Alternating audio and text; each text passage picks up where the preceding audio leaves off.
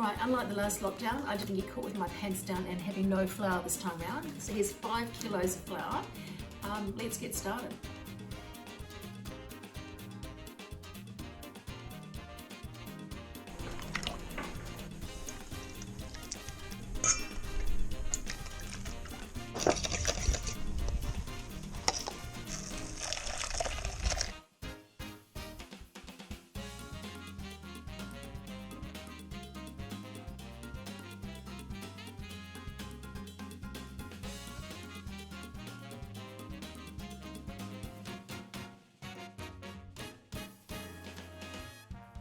Okay, so my dough has been in the fridge overnight, and I wouldn't say it's massively bigger.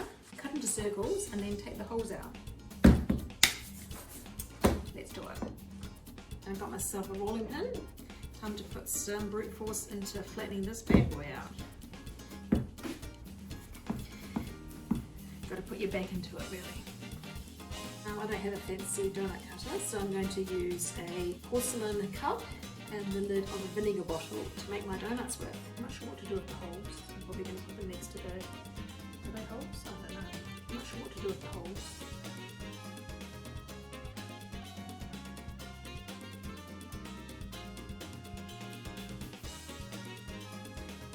And now I have to put these in a place where they're going to rise. It's going to take about an hour. And they're going to increase in volume by 25 to 40%. Okay. The donuts have risen, and now I just need to fry them in 6 inches of oil. And I've got a saucepan, some tongs, and a GoPro on a headband.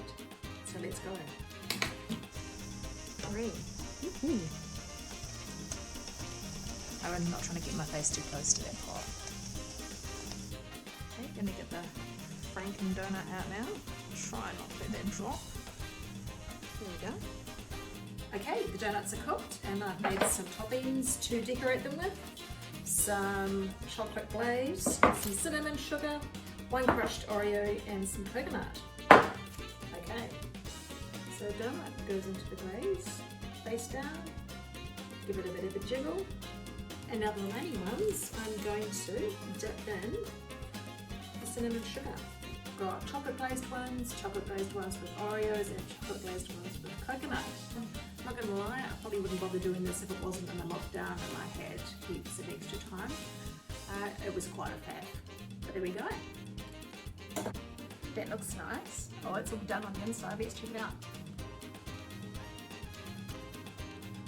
That's pretty damn good actually. Nice. You guys want some? This is going to go on YouTube.